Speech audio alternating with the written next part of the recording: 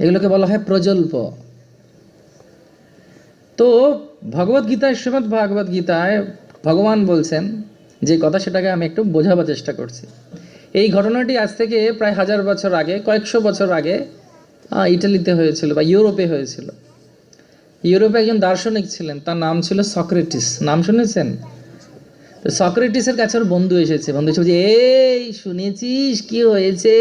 ওই যে অমুক অমুক ছিল না লোকটা, আর ওই যে তার প্রেমিকা ছিল, আর জানিস তো কি তো যেই বলতে শুরু করেছে, সক্রেটিস বলেছেন, দাঁড়াও, আগে এগিয়েও না। তুমি যে কথাগুলো তাদের দুজনের সম্পর্কে বলছো, সেটা কি সত্য? তুমি কি দেখেছো? তুমি কি উপভোগ করেছো, উপলব্ধি করেছো? বলছে, না মানে আমি দেখিনি, শুনেছি। এরকম শোনা কথা কত কত শুনেছেন আপনারা? অনেক শুনি না? এই শোনা কথাগুলো চাইনিজ হুইসপারের মতো। চাইনিজ হুইসপার জানেন? একটা খেলা খেলা হয় বাচ্চাদের চায়নায়। 20-25 জন একসঙ্গে বসবে, একটা বাচ্চা শর্ট করে একটা কথা বলবে, আম।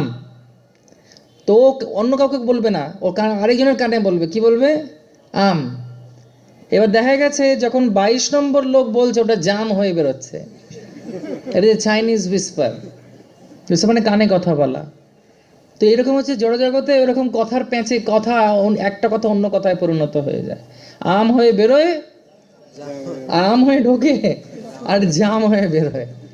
বোঝা গেছে? ভিতরে জাম হয়ে যায় আর কি, সেই জন্য জাম হয়ে বেরোয় ওটা।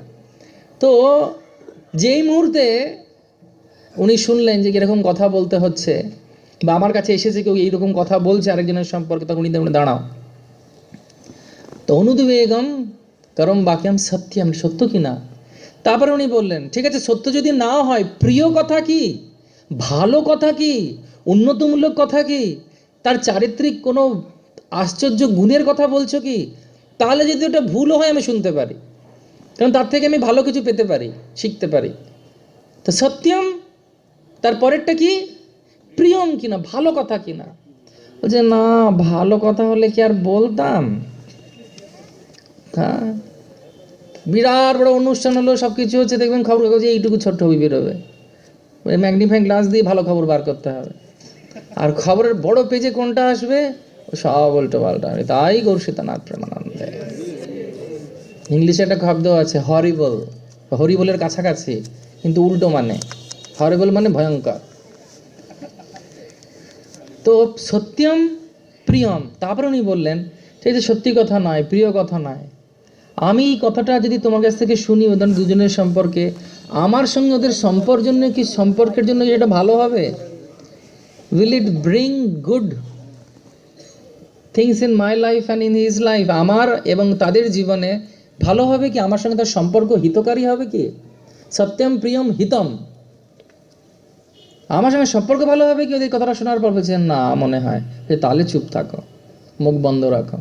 ঠিক সেই রকমভাবেই বোঝা গেছে কি ভগবান কীরকম কথা বলছেন। বাক্যের তপস্যা কি? এইরকম বাক্য বলা উচিত যে বাক্য লোকের জন্য মঙ্গলকারী, ভালো। যখনই মুখ খোলা উচিত, সঙ্গে সঙ্গে ভালো কথা বলা উচিত। সেজন্য আচার্যরা অনেক কিছু গান দিয়েছেন, কবিতা দিয়েছেন, শ্লোক দিয়েছেন, শাস্ত্র দিয়েছেন, সেই সমস্ত জিনিস বেরিয়ে আসা উচিত।